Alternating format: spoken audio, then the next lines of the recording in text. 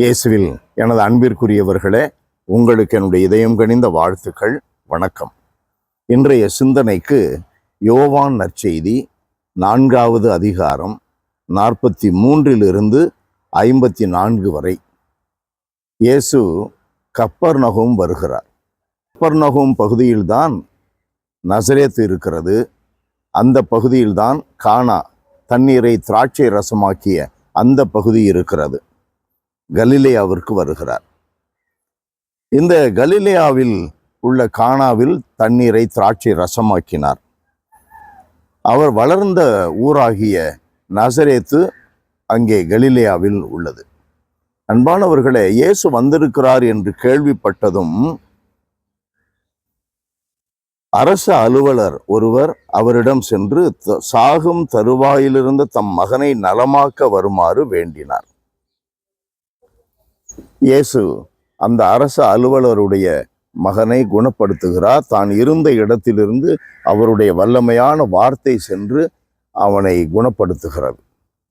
அன்பானவர்களே, எசாயா புத்தகம் நமக்கு சொல்லுகிறது 55 அதிலே 6வது வார்த்தை என்ன சொல்லுகிறது? கடவுள் உன் அருகில் இருக்கும் பொழுதே, அண்மையில் இருக்கும் பொழுதே அவரை காணுங்கள். நம்முடைய வாழ்க்கையிலே வாய்ப்புகள் இருக்கும் பொழுது, காற்றுள்ள போது தூற்றிக்கொள்ள வேண்டும். நமக்கு என்ன வாய்ப்பு இருக்கிறது? நாம் உடல் உயிர் வாழ்க்கையில் இருக்கும் பொழுது நமக்கென்று, கத்தோலிக்க கிறிஸ்தவர்களுக்கென்று ஒரு பங்கு உள்ளது. ஒரு குருவானவர் இருக்கிறார். அருட்சாதனங்கள் நிகழ்த்தப்படுகின்றன. திருப்பலி நடைபெறுகிறது.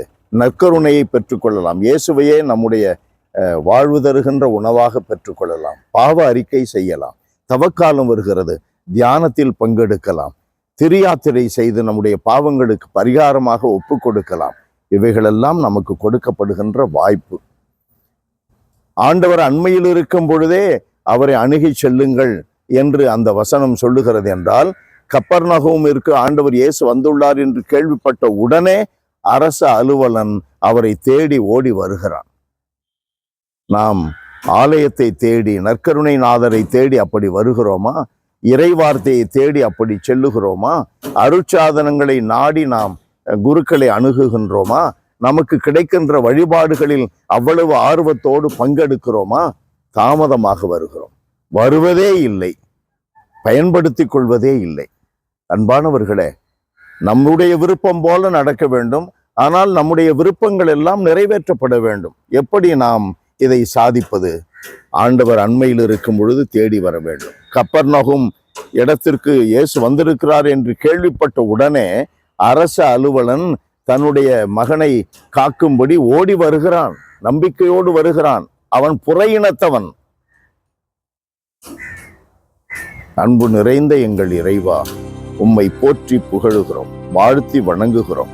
ஆண்டவரே, உம்மில் நம்பிக்கை கொள்ள எங்களுடைய பெற்றோர்கள் வழியாக எங்களை அழைத்திருக்கிறீர். நன்றி செலுத்தி ஆராதிக்கிறோம். எத்தனை ஆயிரக்கணக்கான மக்களுக்கு உம்முடைய பெயர் அறிவிக்கப்பட்டாலும் கூட அவர்கள் உம்மில் நம்பி உம்முடைய பாதையில் வருவதற்கு வாய்ப்பு இல்லை, அல்லது வாய்ப்பை பயன்படுத்தி கொள்ளவில்லை. அவர்களை விட நாங்கள் சற்றும் உயர்ந்தவர்கள் அல்ல என்று பல சமயங்களிலே எங்களுடைய வாழ்வின் செயல்கள் நிரூபிக்கின்றன. வாய்ப்புகள் இருக்கும் பொழுதும் உம்மை தேடி வரவில்லை.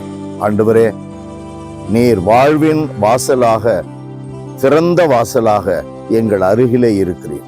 உம்முடைய வார்த்தைகள் அடங்கிய திருவிவிலியம் திறந்த வாசலாக, உம்முடைய களஞ்சியம் திறக்கப்பட்ட நிலையிலே எங்களிடம் இருக்கிறது. அருட்பணியாளர்கள் வழியாக அருட்சாதனங்கள் எங்களுக்கு உள்ளன. பயன்படுத்தி கொள்ள எங்களுக்கு விழிப்புணர்வை தாரும். எங்களுக்கு வாஞ்சையை தாரும். எங்களை ஆசீர்வதியும். இயேசுவின் நாமத்தில் ஜெபிக்கிறோம் பிதாவே. ஆமென், ஆமென்.